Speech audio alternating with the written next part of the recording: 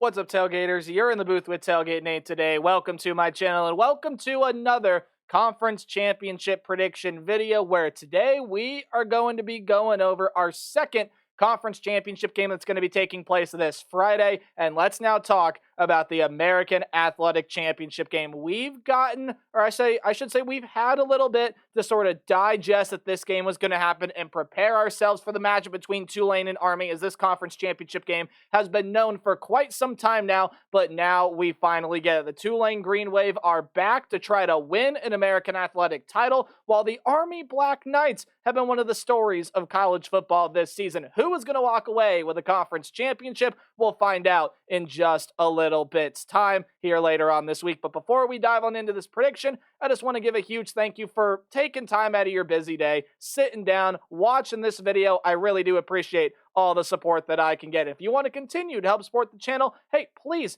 help support it in any way you can. Again, just by watching this video, you're helping to support it. But if you wanted to also hit the subscribe button, ring the bell, and watch some more of my videos, hey, you should do so, especially if you're as big of a college football nerd as I am. I would really appreciate it if you'd like, comment, share, and you can go give me a follow on any other social medias. It's at TailgateNate29. I'd be really, really appreciative if you would follow me over there. But without further ado, ladies and gentlemen, I think we should just go ahead and dive on into this one. The Army Black Knights and Tulane Green Wave. Someone is going to walk out of West Point with a conference championship game. Army will be the host site for the AAC championship. How do we do preview predictions here on the channel? Well, glad you asked. We're going to take a look and dive on into some keys to the game when each team possesses the football. So we will first look at Tulane's offense versus Army's defense, and then we'll flip it. We'll take a look at the Black Knight offense against the Green Wave defense. At the end of the video, I'll give you some final keys to the game, how I think this game is going to play out, as well as a predicted winner from West Point in the AAC championship game. Sadly, with the updated college football playoff rankings that have come out, the winner of this game will not be getting a spot in the college football playoff because both Boise State and UNLV are ranked above them. One of those two games has to win, or I say one of those two teams has to win the game in the Mountain West Championship. They will be getting that group of 5 spot in the college football playoff. So let us begin by diving on into Tulane and diving on into the Army Black Knights. Now, we are first going to start out with Tulane's offense. Last week, though, I do want to talk about Tulane. Last week, it was just a whole bunch of mistakes that led to their downfall against Memphis. 3 turnovers for Tulane last week, and they got outpossessed by almost 20 minutes of game time, and you're just not going to win a football game like that. And that especially is key here, and we'll talk more about this later, when Tulane has to go against Army, a team that loves to control the clock. You take a look over there, Army's defense is only on the field for around 24 minutes per game. That's because the offense is on the field a lot. And it's not because the defense can't keep teams off the field and they have all these explosive plays, so on and so forth. No. It is quite simply because the Army offense, well, they run the ball. But again, we'll get there when we get there. Let's talk about this Tulane offense. Quarterback coming into the year, you had Kai Horton, you did have Ty Thompson, and a couple other options there. But most recently, it has been a guy by the name of Darian Mensah. And for the most part this season, it has actually been Darian Mensah. He's been the starter this season, 2,514 yards, 20 touchdowns, and 5 picks. Pretty darn good play out of the quarterback room from Tulane this year. Now, Ty Thompson has played in a lot of games this year, and he has an ability to affect games, especially with his legs. Tulane likes to use him a lot in the run game, but we'll talk more about that later. I want to talk about the main focus of their run game, and that's a guy by the name of Mekhi Hughes. 1,306 yards, 15 touchdowns on nearly 250 carries. He's averaging over 5 yards per pop. He is a very, very good back, an elite back, and I think he's going to give Army some fits here. Army's rush defense has had some problems this season. For the most part, you take a look at Army, and it has been really, really good. I mean, only 103 rush yards allowed per game. That is a really, really good number. But what is concerning with Army is you take a look at some of the games they've played, specifically the game against Notre Dame, where they have some high caliber athletes in that backfield, especially that of Jeremiah Love, and they just couldn't touch Jeremiah Love at all. He only had 7 carries in the game, but 130 yards and 2 touchdowns is what Jeremiah Love had by the time that game was over. Had a 68-yard run, couple other long runs in there as well. Just kept ripping off chunk play after chunk play after chunk play. That's exactly what Mekhi Hughes can do to this Army Black Knight rush defense as well. Now, in general, the Army rush defense has been pretty stout so far this season. Even in games where Army, it was a little closer than a lot of people would expect. They gave up 28 points to ECU, only 87 rushing yards there in that game. And besides that Notre Dame game, that rush defense has been really darn good. But you also go back to last week against UTSA, where they allowed the Roadrunners to average 4.5 yards per carry. They got some pretty good weapons in the backfield there as well, but none comparable to Mekhi Hughes. And one could make the argument that Mekhi Hughes is even better than what Notre Dame has with Jeremiah Love. But let's go ahead and break down some other parts here of this Tulane offense. These are Army defensive backs that feed off of miscues. Let's talk about this Tulane pass game. As we established just a little bit ago, Darian Mensah doesn't really turn the football over. He's only got 5 interceptions on the season. He's been able to take care of the football. I believe he did, yes, have 1 interception against Memphis, but it was more fumbling issues that Tulane had trouble with this past week. Sorry, I realized that I didn't have one key laid out down there, so I have fixed that. We'll get to it when we get there. But going back to talking about Mensah in this passing attack, again, I'll establish that this is an offense that leads on Mekhi Hughes to, lead them. This is a team, though, that does average just a little bit more passing yards per game than rushing yards per game, and that's not necessarily because they throw the ball more than they run the ball. They actually run the ball a whole lot more than they throw the ball, but Mensah averages almost 10 yards per completion, or I'd say almost 10 yards per throw. He averages around 14.5 yards per completion, but guys like Williams and Fleming and Brown have all been huge staples in the wide receiver room this year, and they will be huge staples against this Army secondary that can be a little suspect in giving up a big play here and there, but more often than not, this is an Army defense and an Army secondary in particular that is absolutely ball hawking. I think out of those 17 turnovers, 16 of them have been interceptions. The one thing that Darian Mensah cannot do is put the football in harm's way, because what's that going to do? Well, look, you look at what happened when Tulane made multiple mistakes in a game last week against Memphis.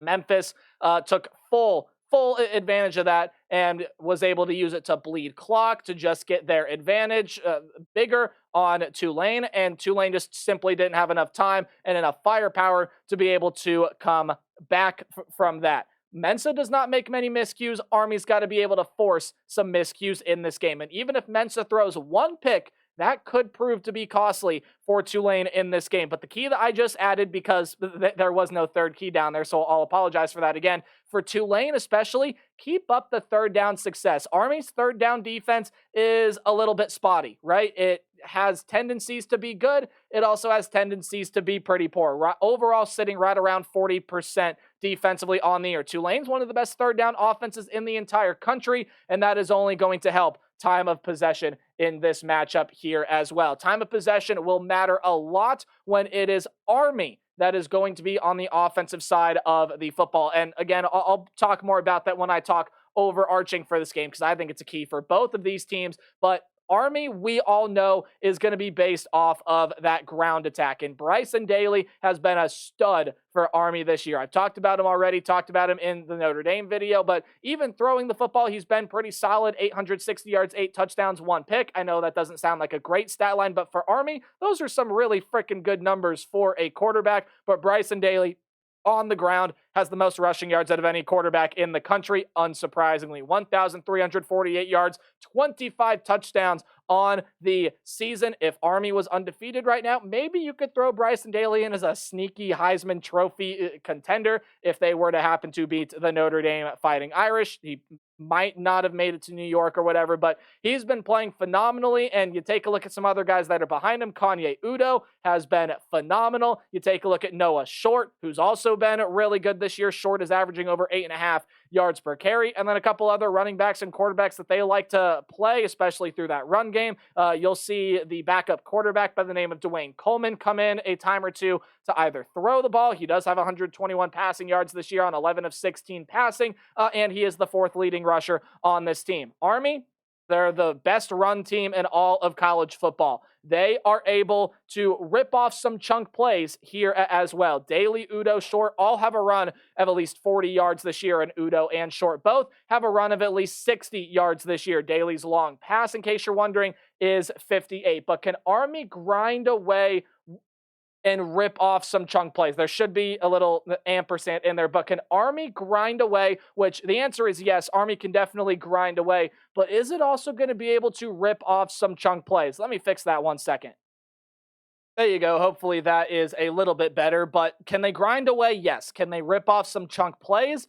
Well, this is a Tulane defense that is really, really good at limiting yards per play. They allow opponents only 5.1 yards per play as a whole on the season. This is an Army team, though, that, look, has no problem with getting 4 yards, 4 yards, first down, 4 yards, 4 yards, first down, what they call staying on schedule. Army has no problem doing that. But for Army to be able to win this game, and I think Jeff Monken and Army knows this as well, they're going to have to be able to rip off some of these chunk yardage plays. And quite simply put, I do not think Army is going to be able to win this game if they aren't ripping off some big plays. Now, Tulane did not allow Memphis to rip off big plays last week. Yes, Seth Hennigan did have himself a pretty good game, but it was not because he was torching this Tulane secondary over the top with all of these deep passes. I mean, he only had 7.5 yards per throw. Hennigan, 1 second here, trying to find the number. Only around 9.9 yards per completion.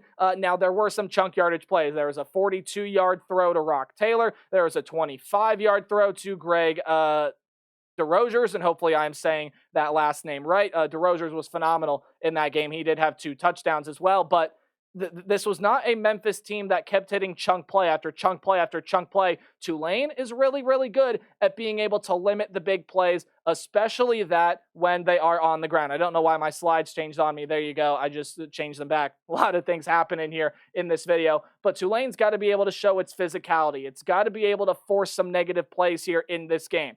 They have a really good pass rush, 34 sacks on the season, and Tulane has got a lot of guys up front that can definitely make life very, very difficult for whatever Army wants to try to do offensively.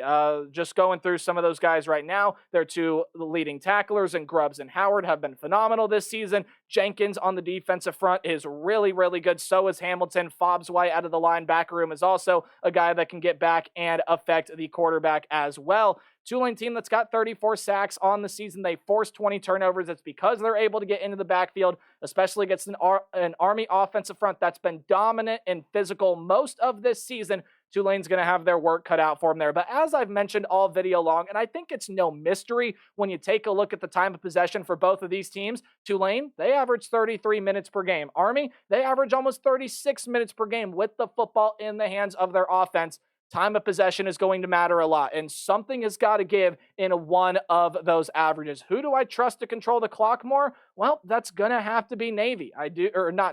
Army.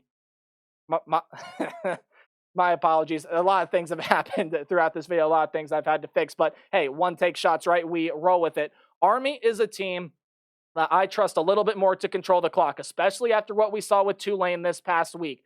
If Tulane is going to make mistakes and they don't hold on to that football, I do think that Tulane is going to come out on the losing end here of this thing. But notice that's what I said, I think, if that happens. That's not what I think is going to happen. I think Tulane is going to adjust from their mistakes this past week against Memphis. I don't think there's going to be many turnovers. Again, 1 turnover for Tulane could be costly because you're just giving the ball right back to Army, and Army, again, has that tendency to run out the clock.